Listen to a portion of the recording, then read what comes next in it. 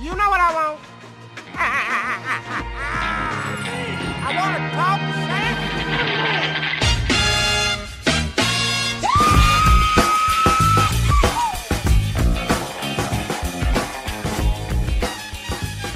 Hello and welcome to the Raptors Extra Weekly Podcast. I'm your host, Samson Folk, and today I have a very special guest, Ian Levy.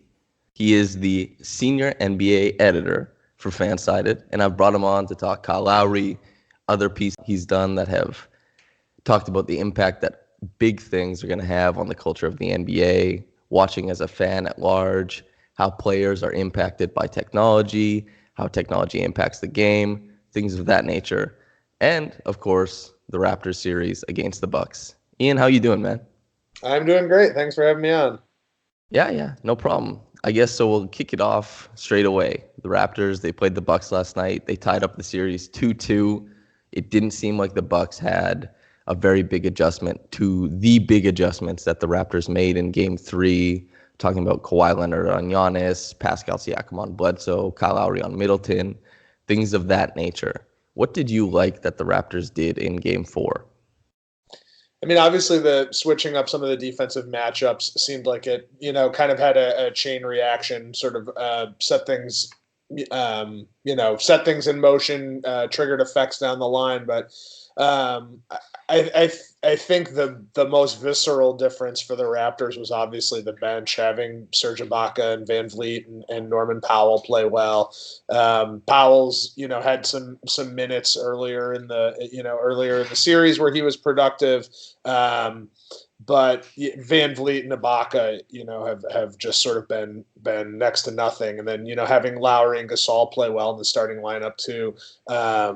Like the Raptors have been good enough to kind of get by with everybody else struggling and Leonard just, playing out of his mind. But this is sort of like the game last night is how the team is designed to work. It's designed to have Leonard and Lowry to some degree sort of as those offensive focal points. But, the ceiling of this team is when everybody's playing well, is when the supporting cast is hitting shots, when multiple players, can attack the defense after it's bent. When Marc Gasol's, pulling opposing bigs, out to the 3-point line and, hitting cutters from the elbows and all those sorts of things. And it felt like this was the first time in a while that we've sort of seen the Raptors the way they're, supposed to look. So if this is how the Raptors are supposed to look, and we're seeing that for one of the first times we've seen it in these playoffs, obviously the Bucks are responding the same way. If you're the Bucks and you see an optimized Raptors club, in your mind, what is the first thing you go to stymie them? I think the Bucks.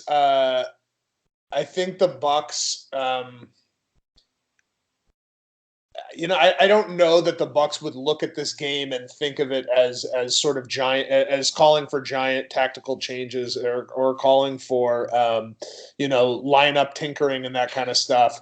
I think you could make an argument that it might be time for the Bucks to trim their rotation a little bit. They've been getting such fantastic bench minutes earlier in the series that they've been able to kind of stretch things and play a deeper rotation.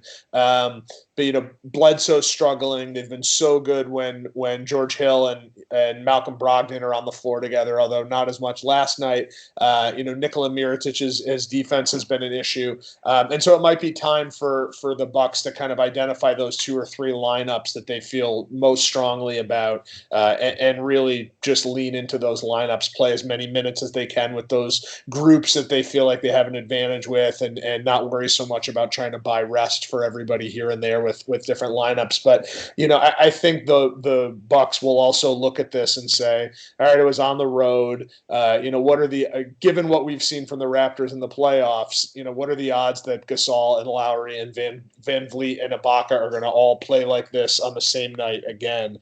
And so, it's one of those things where the Bucks that's how they built this team, and so they've got to feel confident that those guys are going to perform. And I think the Bucks have to feel confident about the track record of those guys together and the track record of their players together. And so, I think there might be some smaller adjustments, some smaller, rotation tinkering for the Bucks, but I don't think this really calls for any big changes for them. I was surprised specifically that they didn't move away from Mirotic in the starting lineup and go to Brogdon, who, like you alluded to, has been very good in this series.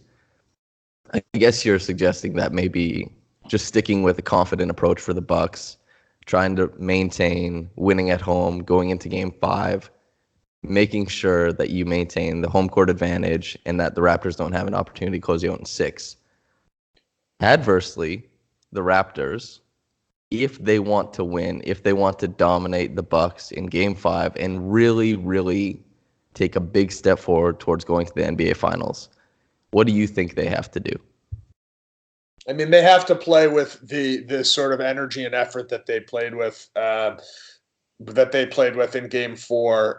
They need those bench players to be efficient and to hit open shots, but they also just sort of looked more aggressive and more involved than they have been in other games in the series. And one of the things I looked at as I was putting together the recap for the game last night was the Bucks. If you look at the first 3 games in the series, they had these enormous advantages with their bench scoring, with points in the paint, and with fast break points. And that's, those are Milwaukee's strengths. Those have been their strengths all season long. Everybody knows about the 3-pointers, but I think that's to a greater degree, that's the foundation of the team is depth, is Giannis scoring inside, dribble penetration, getting inside, getting shots at the rim, and then pushing the ball in transition. And so, the Bucks had something like an edge of an average of like 17 points per game, in bench scoring so far in the series.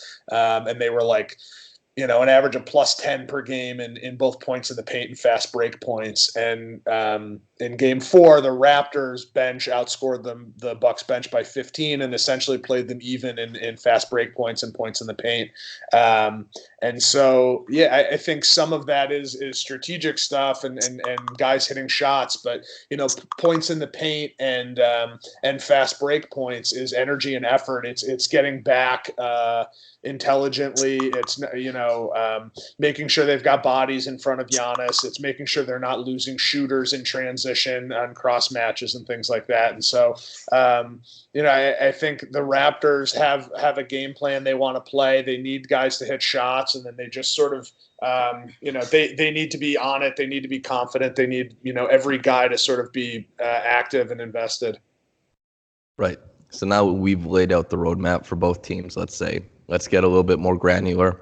You wrote a big piece about Kyle Lowry in the playoffs, how he's been affected by it relative to his performances in the regular season. On average, how great a player he is, how great he needs to be going forward. And that was a piece for Nylon Calculus. And you cited DRE as a statistic and showed Lowry's comparative distribution through the regular season and the playoffs. 2 questions. What makes DRE a useful statistic in your eyes? What's the utility of it? Mm-hmm. And you didn't provide an answer, let's say, in your piece for Lowry's game, but more of a call to action. Is there a clear way forward for Lowry to reach his regular season level of impact in the postseason? I'll start with DRE. Obviously it's not a perfect metric. I don't think there are any perfect metrics out there, but it's built off regularized adjusted plus minus, which is also called RAPM, which is sort of an ancestor of real plus minus. It's that ESPN uses. It's sort of a predecessor to that. So the idea with real plus minus is you're looking at lineup statistics and players on and off and the impact that certain players have, on their team's net point differential when they're in the game. And you're using some complicated math calculations to account for the quality of the competition and to account for the other four guys that are on the floor. So if Kyle Lowry's only playing minutes with Kawhi Leonard, he's going to look better, sort of regardless of how he plays than if he's only playing with Norman Powell or whatever it is. So RAPM has proven to be one of the best out of sample predictors. So it's a stat that on an individual player level, people can quibble with certain things, but by and large, it's been one of the best statistics in terms of projecting who's going to win. And I think that's sort of the most useful test of an all-in-one metric. So anyway, that's sort of the basis. And then DRE is a related stat. It was developed by Kevin Farragon for Nylon Calculus. And what it does is it uses RAPM, and it I don't want to say this. It works it down to a single game level, and it builds it on box score statistics. So it says, we can't calculate RAPM for a single game. We don't have a big enough sample to do that complicated formula to sort of account for all the other factors, with one game's worth of data. So what we do is we take things like points and rebounds and shot attempts and misses and things like that, and we figure out how those relate to a player's RAPM over an entire season, and then we can convert that down to a single game level.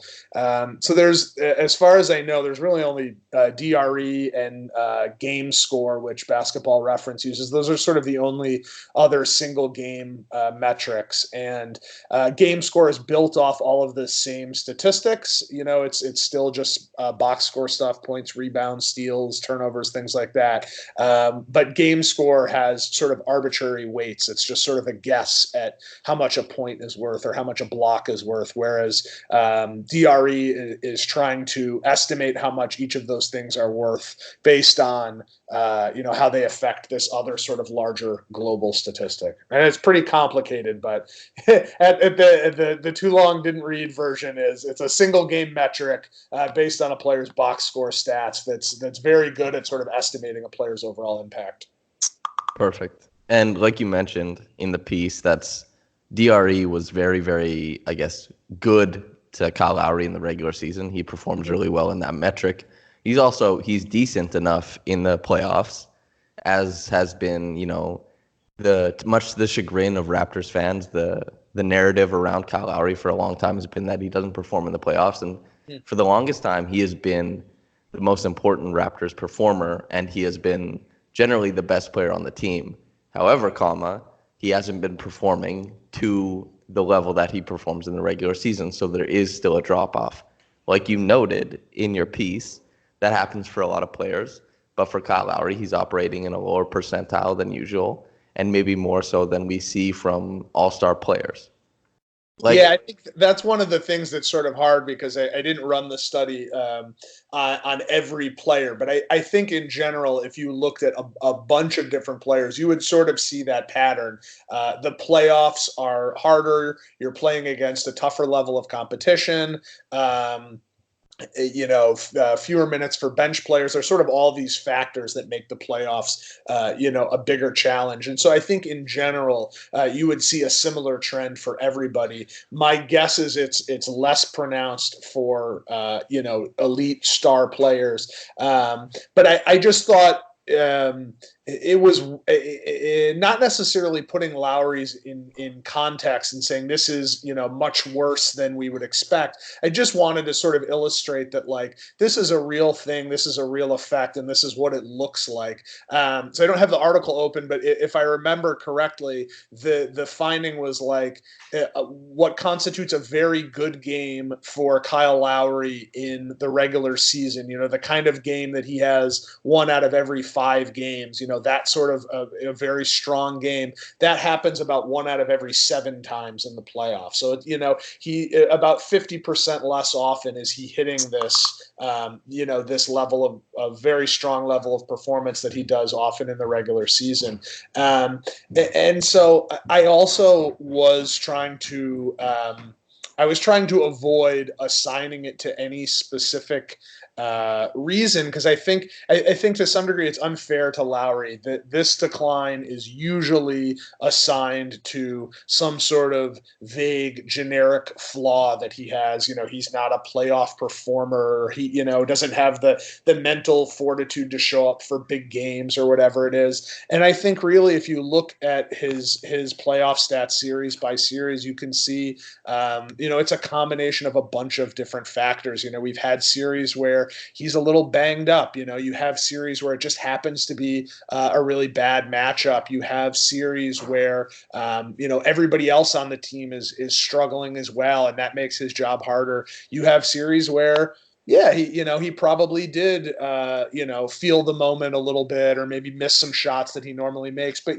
you also have series where he's played really well. He has, it has not been a consistent one-to-one trend. He has had some playoff series where he's played really well, potentially even better than he did during the regular season. So I thought it was an interesting way to sort of highlight this trend that, it is real. It is a big thing, but it's not as specific as he's always bad in the playoffs. It's just, every player has this sort of distribution of good games and bad games, and his distribution is just a little bit shifted to the left when we get to the playoffs. Right, and I guess since we're addressing, he's hitting it less often, but in this series against the Bucks, he's been sublime. He's been very, very good.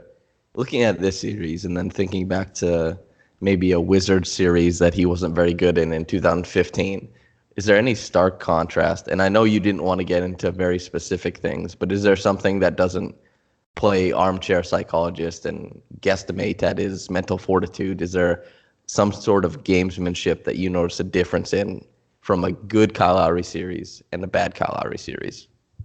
I mean, I really hesitate to ascribe it to mental factors, because I think it's the hardest thing to measure, and I don't know. It just it's too vague. There's too many there's too many sort of weird variables in there that are sort of harder to control. I think the thing that's most obvious to me is how much better he has become as a 3-point shooter. And it's easy to forget how much his game has sort of evolved in these 7 years he's been in Toronto. I just pulled up his basketball reference page. So, if you look at his first 3 years in Toronto, he shot about 36% on three-pointers with about 5.5 attempts per game. And if you look at his next 3 seasons, so not this year, but last year and the 3 before that, he's shooting about 38% with about 6.5 attempts per game. And so obviously his three-point percentage was down quite a bit this year, but the attempts were still high. But I think he's just a different player than he was earlier in his career. And so, he early on in this run with DeMar DeRozan, his I guess his skill set has evolved in a way that makes him more ideal as a complementary scorer. So as his athleticism has declined a little bit, he's become a much more comfortable and confident 3-point shooter. So you have the variable of Leonard sort of being a better and more efficient pick and roll and isolation scorer than DeRozan was, and sort of drawing more defensive attention that way. And then Lowry's sort of better suited to leverage that as well. So, where the Raptors might have sort of always been better off with him kind of being the second fiddle to DeRozan, they have a better first fiddle now, and Lowry's skill-wise is in a better place to take advantage of it, if that makes sense. Yeah, totally. 100% agree with that. And so we'll move on from Lowry now, and we'll go on to Kawhi Leonard. Your piece you penned, I think it was 2016, the next level of managing NBA player minutes. So, being that this is a Raptors podcast, and Kawhi Leonard has been on the Raptors this year, and the Raptors conversation has been entrenched in this long conversation about load management. What is your opinion on how the Raptors have handled Kawhi's rest, thinking back to that piece you wrote about managing NBA player minutes? So the idea of that piece is that the idea of that piece was that, sort of talking about the Spurs specifically and their, it's sort of become commonplace now. A lot of teams have borrowed this strategy, but how they worked on reducing the load on their star players. And one of the things that was sort of an interesting effect of that was as their best players, as the Spurs' best players were aging. Obviously Kawhi was sort of on another generational track, being younger. But as Tim Duncan and Manu Ginobili and Tony Parker were aging, in addition to reducing minutes to kind of save their bodies and keep them fresh, they were also on a per possession basis a little bit less effective than they had been when they were in their primes. And so the minutes when they were on the floor were less of an advantage or less of a margin for the Spurs.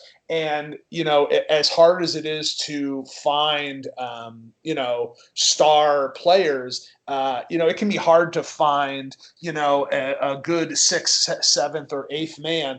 But the Spurs have always been really good at that. They've always made sure that they have positive players coming off their bench. And so, fewer minutes for their stars means more minutes for, guys 6, 7, 8, 9 off the bench. Because the Spurs had really positive players there, they were giving more minutes to those guys, and they often ended up with this big bench advantage because those players were so much better than other teams' 6, 7, 8, 9 guys. So it was a combination of just sort of the design of the roster and then how they leveraged it to get value out of it. So in terms of Kawhi and the Raptors, I think that's how the Raptors envisioned their team this regular season. I think obviously the emergence of Pascal Siakam sort of made it much easier to go with that. But they were really careful managing his minutes, keeping the load small, holding him out of games for rest and load management throughout the season. And I think it worked really well.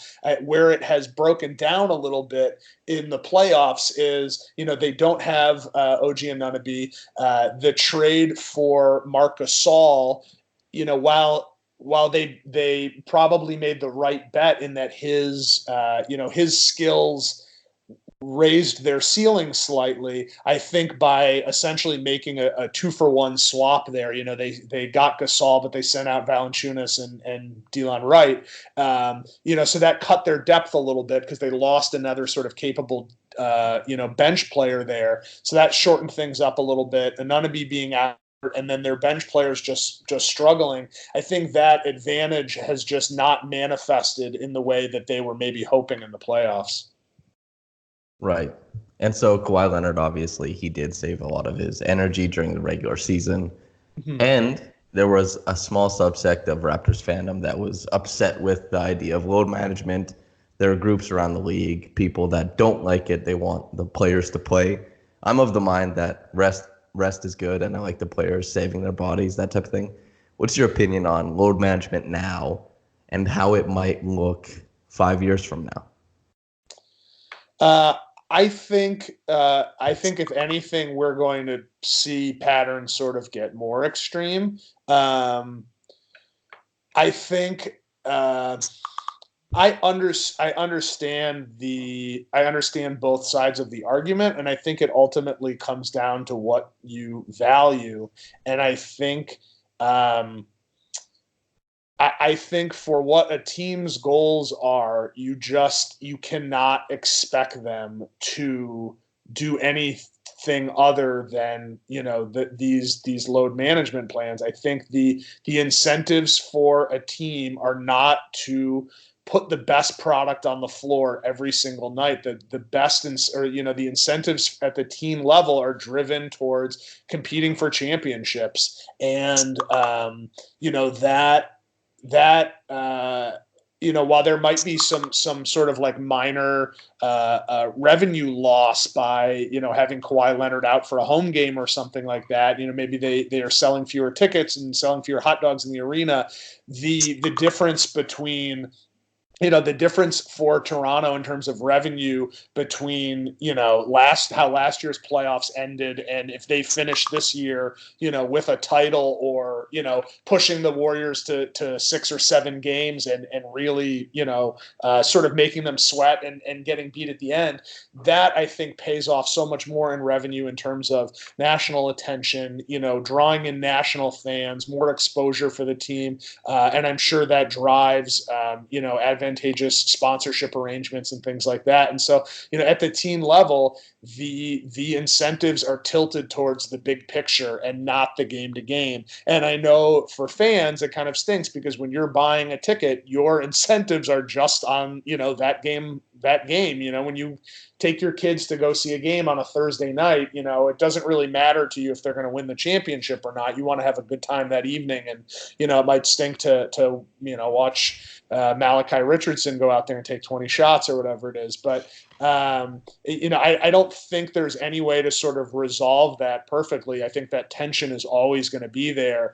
And while it's frustrating, I don't think it's fair to make teams de-incentivize the big picture and put the best players on the floor every night to the detriment of their long-term hopes. And, even for a team that's not necessarily competing for a championship, the incentive is still there to take care of their best players so that they're there next year, and that their careers are long and healthy and productive. And even if it's somebody who's not going to be on the team long-term, so that they still have value as a trade asset or something like that.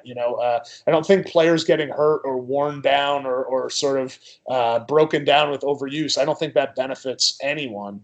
I think that tension's always going to be there. I don't think there's any way to sort of resolve it. But if anything, I think we're going to see more. I think we're going to see teams be more and more judicious with how they use players and how often they use players. Yeah, I think most of the change and the compromise will come on the part of the fans, who will just kind of grow accustomed to it. Yeah. Because they feel invested in the team's greater goal of a championship or success. So moving on from Raptors-centric stuff, I remember Kirk Goldsberry, he was an author of it, but Bhostgusters, you wrote an article about that paper and the research they did on that. Do you mind giving us the cliff notes of it? And then I'm going to ask some questions based off of that.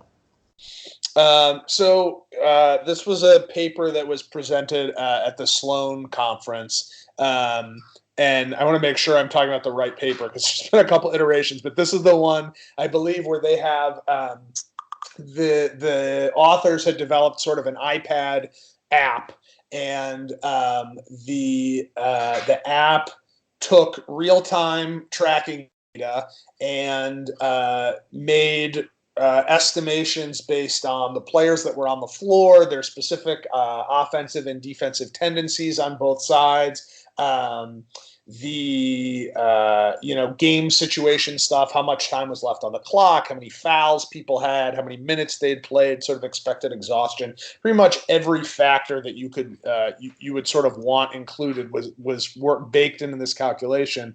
And so what a coach could do on the sideline was they could draw a play on the iPad app, and the app would return an expected point value for that play that they had drawn. And so, if it wasn't high enough, the coach can erase it and start over and draw another play until they sort of come up with, what seems like the best way to, attack an out of timeout situation or something like that.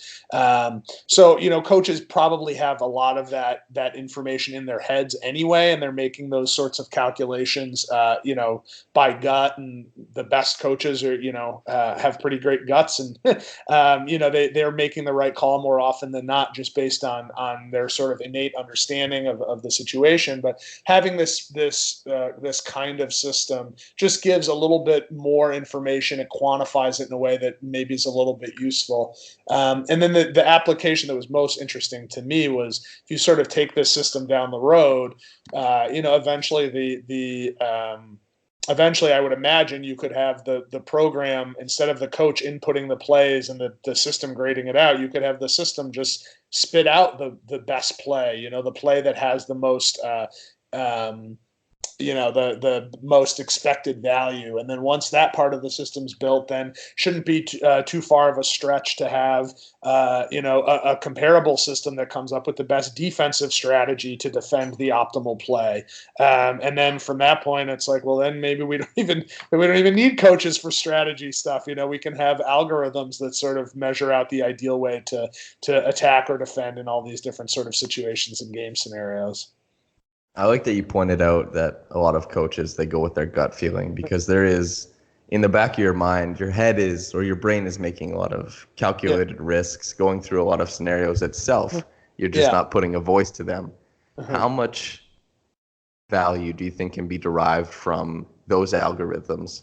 And do you think that, provided that they were really, really good and they were applicable and they worked, which would be incredible, and already the premise that the app has already made is incredible to be this far anyway. But do you think that players would be receptive to an algorithm spitting out plays for them to run? I mean, I think it's all in delivery and application. Like, obviously, like one of the most obvious issues with the program as it was presented in that paper is, a coach calls a timeout, in the fourth quarter to try and design a play.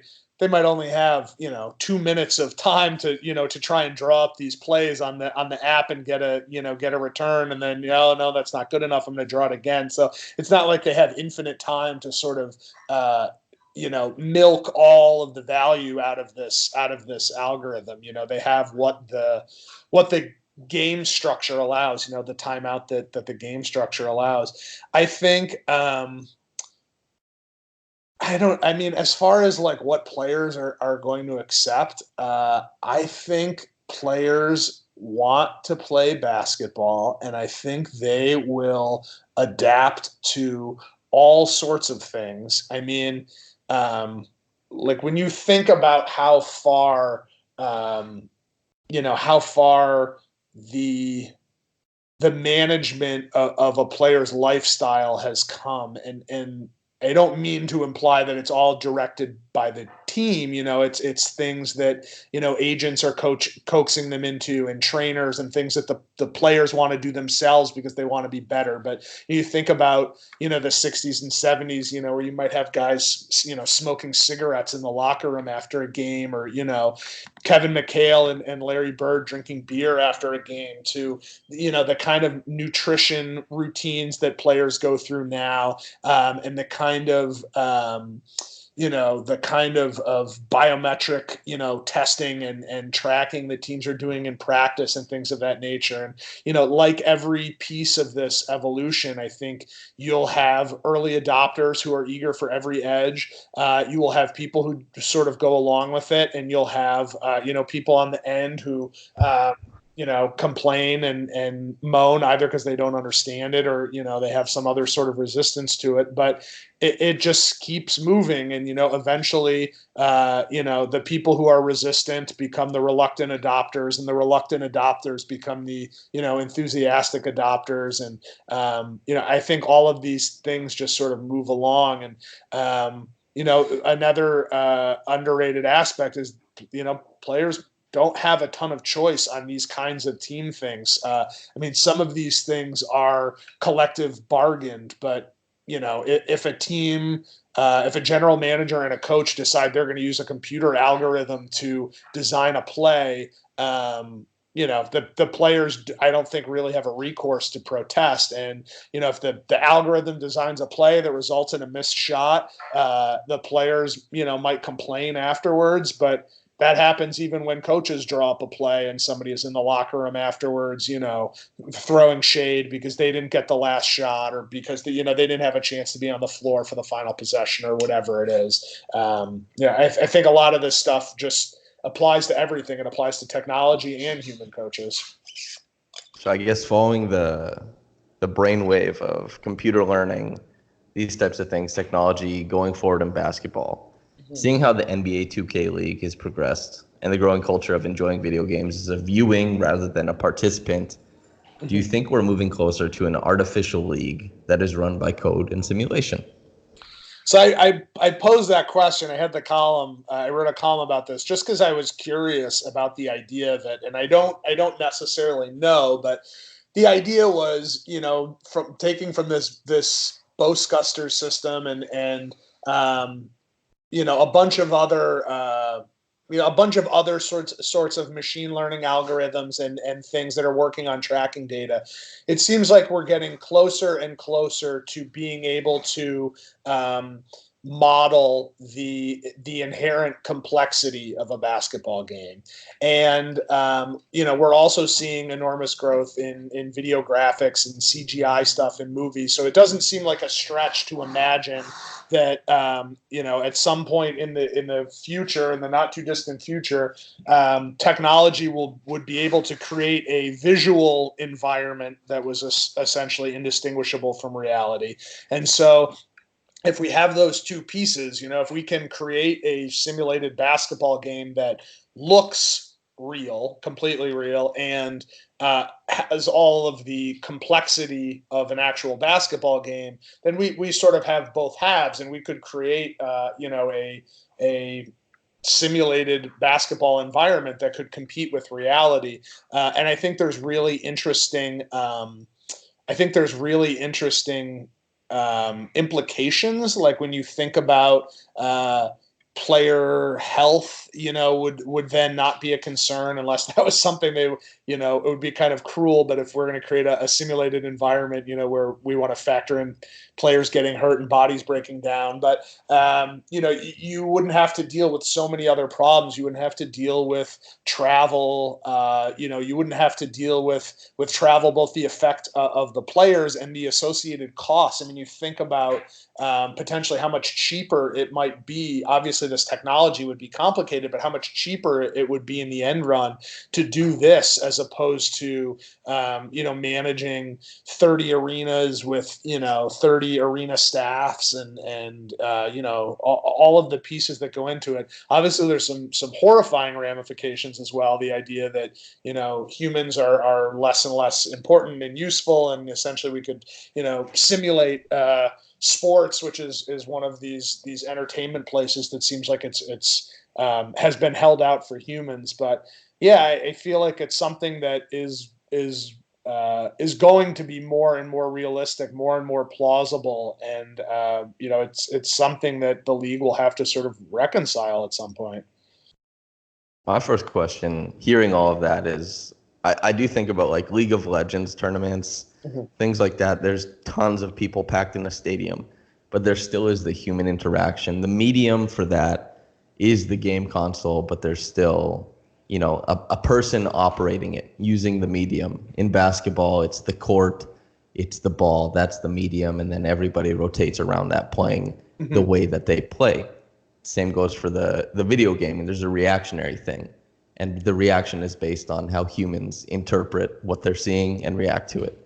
If it's just simulation, does moving away from humans interacting with the medium as participants and simply only watching it, does that completely change the fabric of it? Or do you actually think that we might, in our heads say, this is entertainment, this is what we came to see, if there's not human investment into it? I think that's a psychological barrier that would have to be overcome. I think, from a functional point of view, there's no real difference for a viewer between watching an E-League NBA Live game or NBA 2K game that is totally simulated versus one that is human players controlling the avatars on the screen. For a viewer, the only difference is that that one of them is controlled by humans, and so it's a mental construct that separates those two things. And so I think that would be a challenge for people. I think you have a lot of people who are like, why would I want to watch two people play a video game of basketball when I could watch an actual basketball game? But we're already seeing that that barrier is breaking down. There's more and more people who are comfortable just watching, an NBA 2K game with this, the NBA's 2K league.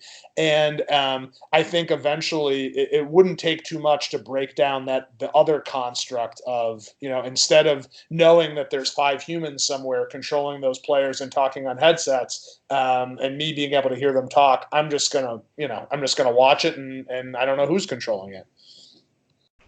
I wonder. I'm not trying to be an antagonist in this, but I wonder, dating back to the Coliseum and just how entertainment and sport and the physical part of it has been attached to it. And then eventually we're starting to look at like 2K, it's not physical, but it's the skill that's attached to it. Yeah. If you take that facet out of it, it's tough for me to imagine that people would be able to identify with it. But I understand you saying, like, as a viewer, it's completely the same. You're watching the same product. It's just nobody's interacting with it the same way. But they also they have like the team cams. They have like specific cams, so you can see the player's reaction. You can see how they're working, all that type of things. It's just, I don't even know if I have a question posed for you. It's very, very interesting for me. Yeah, I think the NBA 2K League is sort of a bleeding together of these two things because, so again, I don't watch it, and it's still kind of a foreign environment for me, or a foreign world for me. But my understanding is that if you're watching that NBA 2K League, you're not invested in the computer. You're not invested necessarily in the outcome of the computer game. You're invested in the outcome of the 5 humans on each side, and the game is just sort of the mediums, So if you're watching, I don't know if I'm capturing it in the right words, but like if you're watching an NBA 2K League game, you're watching a competition between 2 sets of 5 humans playing a game. You're not watching for the basketball necessarily, if that makes sense. The basketball might be an interesting medium, but that's not the game. But I think it's giving people an experience where they're watching, computer avatars essentially play the game. And I think it all just sort of erodes that psychological barrier. You're right. I think people are watching now because it's a contest of human skill, but the manifestation of the human skill is computer avatars, existing in this fictional environment. And as people get more and more comfortable and more familiar with that, I think it's it'll be easier to sort of, if somebody wanted to slowly remove the human element until it's not there anymore. Yeah, that's believable. For the longest time, it has, like you said, a contest of human skill. But the way that entertainment is changing and growing, it could just be that we're not worried about what produces it. We're just worried about the end game and what it looks like at the end. That's very interesting. Yeah. I feel like that's as good a place to step off of it as any. Thank you so much for coming on, man. This has been great. My pleasure. Yeah, great conversation. Happy to come on again if you ever need somebody. Yeah, feel free to shout out wherever you're doing your writing. Obviously, fan-sided, but your Twitter, things like that, where people can follow you. You can find my stuff on fansided.com/NBA. That's the home of the step back and nylon calculus. And you can find me on Twitter @Hickory High. Perfect. Ian, thank you so much for coming on. And to all the listeners, thank you for listening and have a blessed day.